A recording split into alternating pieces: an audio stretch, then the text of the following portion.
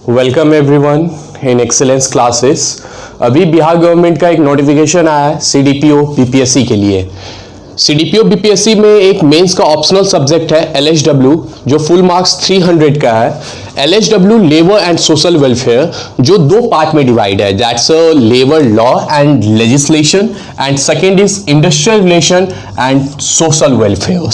Section 1 में अगर labour law and legislation को देखें तो फर्स्ट टॉपिक हमें history and constitutional background of labour laws को पढ़ना है कि उसका कॉन्स्टिट्यूशनल बैकग्राउंड क्या है, कौन से आर्टिकल से स्टेट गवर्नमेंट या सेंट्रल गवर्नमेंट को पावर मिलते हैं, कोई भी लॉ को जो अमेंड किया जाता है तो वो किस तरह अमेंड किया जाता है, उनके जजमेंट क्या थे और हिस्ट्री कैसे थे, अब्राहम लिंकन ने लेबर के लिटिगेशन के लिए क्या किया क्या, और लेबर के लॉस के रिफॉर्म्स के लिए महात्मा गांधी और अब्राहम लिंकन और जितने भी लीडर्स थे उनका क्या योगदान रहा हिस्ट्री में। तो वो फर्स्ट टॉपिक है। Second, minimum wage act. Minimum wage act की किसी भी कहीं भी किसी भी संस्था में किसी ऑर्गेनाइजेशन में कितना हम काम करने पे मिनिमम वेज देंगे। Generally wage time rated, manual rated and piece rated पे डिवाइड किया जाता है, लेकिन सेंट्रल गवर्नमेंट और स्टेट गवर्नमेंट एक मिनिमम वेज को फिक्स की है। जैसे जनरली बिहार में 7,500 मिनिमम वेज है 8 घंटे का,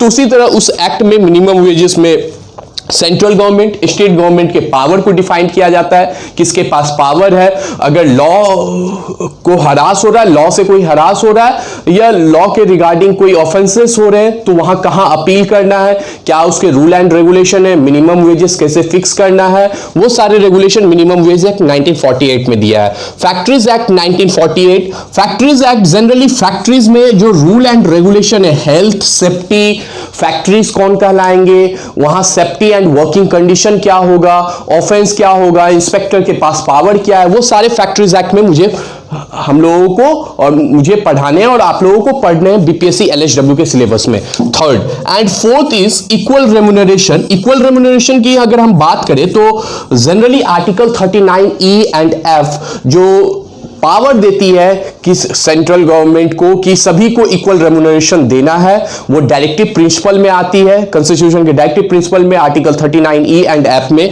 तो इक्वल रेम्यूनरेशन में कोई भेदभाव नहीं करना है, पैसे देने में, सैलरी देने में, वो इक्वल रेम्यूनरेशन में हमें पढ़ने हैं। Then that after that is payment of wage act 1936। Wage की जो टाइम लिमिट है, वेज पेमेंट जो करेंगे वो किस मोड में करेंगे, करेंसी में करेंगे, चेक में करेंगे, क्वाइन में करेंगे या फूड अलाउंसेस देंगे या बार्टर सिस्टम अपनाएंगे, तो वो सारे चीज पेमेंट ऑफ वेज एक्ट में देने, क्या डेडलाइन होगा पेमेंट ऑफ वेज एक्ट का, वो सारे पेमेंट ऑफ वेज एक्ट 1936 में पढ़ने हैं। Then after that is the payment of gratuity act 6 point. Payment of gratuity act 1972, gratuity कितना मिलेगा, किसको देना है, कौन ऑथराइज है लेने के लिए, वो पेमेंट ऑफ ग्रेच्युटी एक्ट में हम लोग देखेंगे। Next that is the ESI act. Generally ESI act employ state insurance act कहलाता है। इसमें एम्प्लॉयर जो होते हैं अपने एम्प्लॉय के लिए इंश्योरेंस लेते हैं, उसमें कंट्रीब्यूशन देते हैं ईएसआई में एम्प्लॉय और एम्प्लॉयर्स, उसके रूल रेगुलेशन एंड लॉज इस एक्ट में हम लोग पढ़ेंगे। Then after that child labour act. Child labour act prohibition है इंडिया में, लेकिन उसके क्या रूल एंड रेगुलेशन है वो हम लोग चाइल्ड लेबर एक्ट में पढ़ेंगे। Then after that shop and establishment act. Shop and establishment act में शॉप की टाइमिंग क्या है, खुलने की, बंद होने की, शॉप की हेल्थ कंडीशन क्या रहेगी कोई भी एस्टैब्लिशमेंट में, वर्किंग कंडीशन क्या रहेगी कोई भी एस्टैब्लिशमेंट में या शॉप की, तो वो जितने भी रूल एंड रेगुलेशन है 1953 शॉप एंड एस्टैब्लिशमेंट एक्ट में पढ़ने हैं। Then after that maternity benefit act. Maternity benefit act, अगर कोई भी लेडी प्रेग्नेंट होती है तो कोई भी ऑर्गेनाइजेशन में वो काम कर रही है तो उसको leave with wages, maternity benefit act एक कॉन्सेप्ट पे डिपेंड है, that is the leave with wages. तो उसके जो रूल एंड रेगुलेशन है वो किस तरह अपने एम्प्लॉयर से डिमांड कर सकते हैं, मैटरनिटी बेनिफिट एक्ट में पढ़ने हैं हमें। Then after that is a bidi and cigarette act 1953, उसके रूल एंड रेगुलेशन क्या है, क्या वर्किंग कंडीशन है, उसमें पढ़ने। Then after that ILO. ILO stand for international labour organisation. सभी इंडिया और जितने भी बाकी वर्ल्ड है सभी को रेगुलेट करने के लिए एक ऑर्गेनाइजेशन बनाया और यूएनए का ये मेंबर है, परमानेंट मेंबर है आईएलओ। और आईएलओ जितने भी लेबर के हरासमेंट होते हैं या लेबर के रूल एंड रेगुलेशन बनते हैं वो ILO से कंफर्म होते हैं, और ILO का जितना भी उसका स्ट्रक्चर्ड है, ऑर्गेनाइजेशनल स्ट्रक्चर है, और जितने उसके रूल एंड रेगुलेशन है, उसके कितने मेंबरशिप है, ऑर्डिनरी, एसोसिएट, उसके सारे रूल एंड रेगुलेशन, ILO के जो पावर है वो कहां तक लिमिटेड है, वो सारे हमें पढ़ने हैं। Then after that labour administration Bihar. Labour administration Bihar में क्या है, लेबर कमिश्नर को कितना पावर है, लेबर इंस्पेक्टर का पावर कहां तक डिपेंड है, ये सारे हमें लेबर एडमिनिस्ट्रेशन इन बिहार में पढ़ने हैं। ये हमारे लेबर लॉ की बात हुई।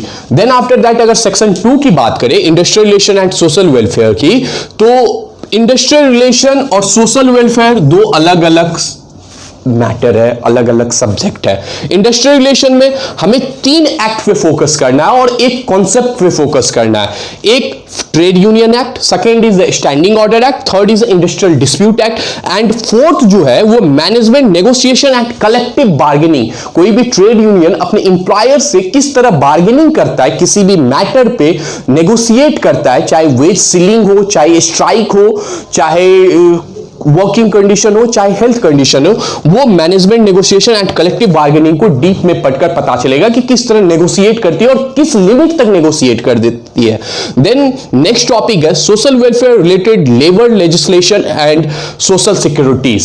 जैसे जनरली हर स्टेट में अपना एक सोशल सिक्योरिटी वेलफेयर होता है। जैसे आप देखते होंगे कि जो वेश्यावृत्ति होती है वो रोका जाता है, उसके लिए एक इनिशिएटिव भी लाया जाता है हर गवर्नमेंट के द्वारा।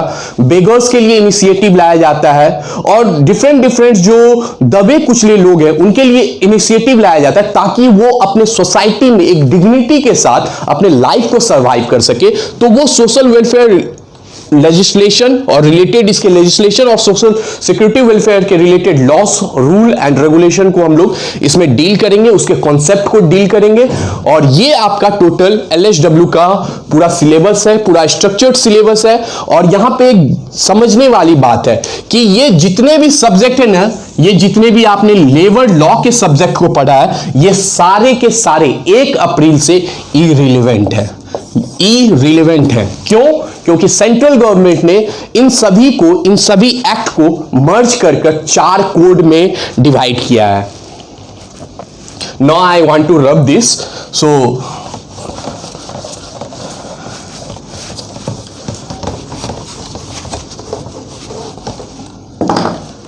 लेबर लॉस को 4 कोड में डिवाइड किया गया है। 4 कोड में डिवाइड किया गया है। Code of wages 2019, code of industrial relation,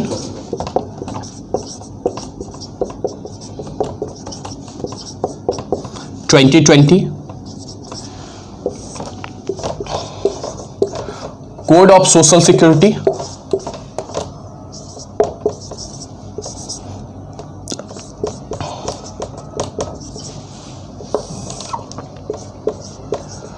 code of occupational safety and health working condition 2020।